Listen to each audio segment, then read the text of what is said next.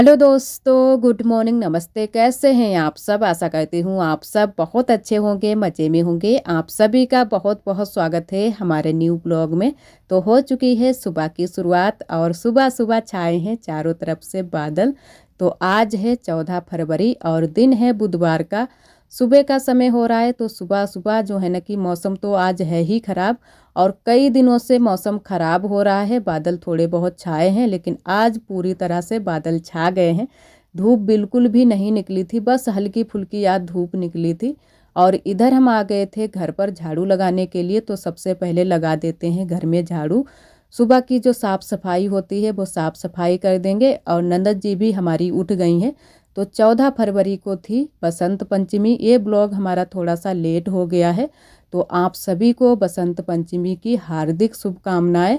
माँ सरस्वती आप सभी पर अपनी कृपा बनाए रखें। और हमारे यहाँ तो बसंत पंचमी को कुछ खास नहीं होता है और ना ही पूजा पाठ होता है, क्योंकि कई दीदियों के ब्लॉग मैंने देखे हैं पूजा होती है, लेकिन हमारे यहाँ कोई भी पूजा आज के दिन नहीं होती है। जैसे भी हमारे यहाँ जो चीज़ें मनाई जाती हैं उसी तरीके से मैंने भी आज का दिन मनाया था। तो आज सुबह के टाइम तो मैंने कुछ भी नहीं बनाया था, लेकिन शाम के टाइम में आज मैंने पूड़ी कचौड़ियाँ बनाई थी।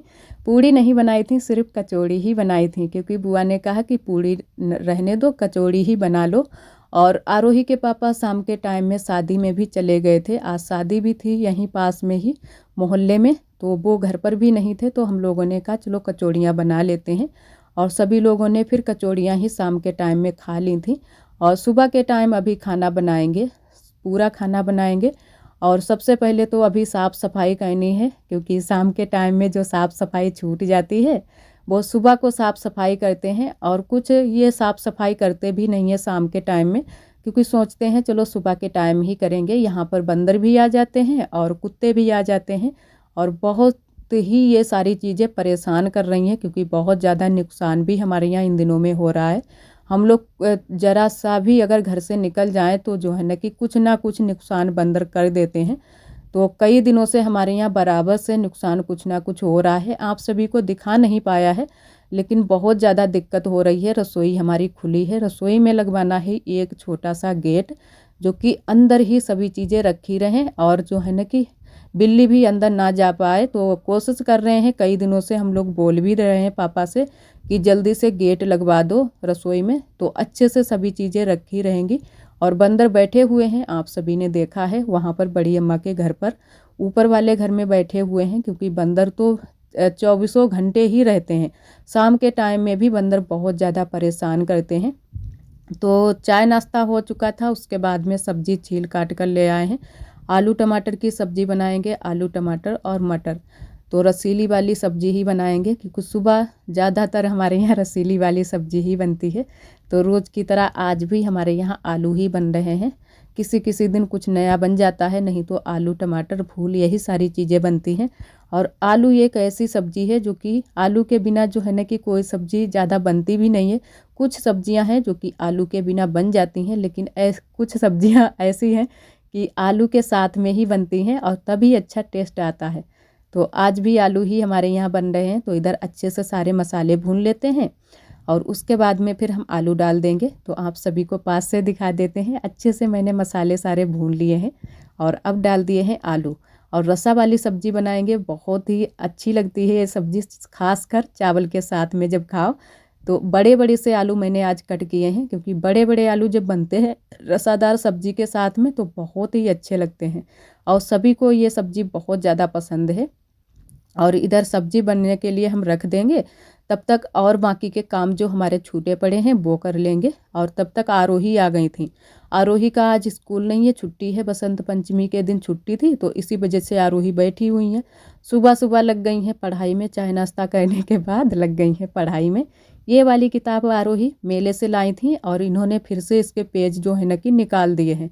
तो वही हम यहाँ पर बोल भी रहे थे कि अभी कितने दिन हुए हैं, 2-4 दिन हुए हैं और तुमने किताब भी पूरी की पूरी ख़राब कर दी है। और इन्होंने ये किताब जिद करके ली थी। वैसे तो इनके पास किताबें हैं थोड़ी बहुत, ज़्यादा नहीं है, पूरा कोर्स नहीं है, क्योंकि अभी इतने बड़े स्कूल में भी नहीं पढ़ती हैं, बस छोटे से स्कूल में पढ़ती हैं। तो वहाँ पर जो भी किताबें चलती हैं वो सारी किताबें इनके पास हैं। और खाना ना हमारा बन चुका था, आप सभी को पूरा नहीं दिखाया है। और जो है ना कि रोटियां वहाँ पर सेंक ली थी और चावल मैंने नीचे ही बना लिए थे गैस पर, और खाना खा भी चुके हैं। उसके बाद में सीधा हम आ गए थे बगिया। अभी घर के काम बाकी हैं, बर्तन धुलने हैं और झाड़ू पोंछे का भी काम बाकी है, वो हम करेंगे बाद में। उससे पहले मैंने कहा गोबर पाथ कर रख देते हैं। तो काफ़ी दिनों के बाद हम कंडे बनाने के लिए जा रहे हैं। और अब हमारी भैंस भी आ गई है। आप सभी को कल के ब्लॉग में मैंने दिखाया था कि हमारी भैंस आ चुकी है। तो अब हमारे यहाँ बराबर ही कंडे बनेंगे। और ऐसा होता है कि गांव में जब जानवर नहीं होते हैं तो कुछ भी काम खास नहीं होते हैं, क्योंकि सुबह सुबह भी जानवर के ही काम होते हैं और शाम के टाइम में भी और दिन में भी गोबर कूड़े के काम लगे रहते हैं। और अगर जिसके पास भी जानवर नहीं है उनके पास कोई भी काम नहीं है, क्योंकि वो लोग चुपचाप बैठे रहते हैं। और जब जानवर होते हैं तो उन्हीं में हम लोग लगे रहते हैं। तो अब जो है ना कि कंडे अंडे भी बना लेंगे। और वैसे तो हमारे यहाँ इस बार कंडे नहीं बन पाए हैं, और कंडे जो बने थे जो बठिया में लगे थे वो भी ख़त्म ही होने वाले हैं, क्योंकि रोटी तो बराबर से ही चूल्हे पर ही बन रही है।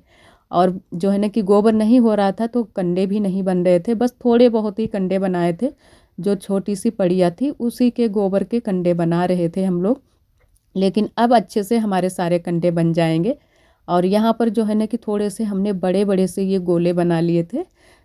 तो उससे जो है ना कि बन नहीं रही थी जो ऊपरिया हम बना रहे हैं। वैसे तो हम कंडे बनाने वाले थे, लेकिन बीच में बुआ ने मना कर दिया था कि अभी जो है ना कि गोल वाले ही बना दो। तो जो है ना कि थोड़े बहुत कंडे लगा देंगे अच्छे से, फिर ऊपर की साइड में कंडे लगा देंगे जो हम बड़े बड़े से कंडे बनाते हैं। वो भी आप सभी को दिखाएंगे, जिस दिन भी हम कंडे बनाएंगे तो आप सभी को ज़रूर दिखाएंगे। और वो कंडे बुआ भी बना लेती हैं, हम भी बना लेते हैं। और इधर आरोही भी हमारी आ गई थी कंडे बनाने के लिए।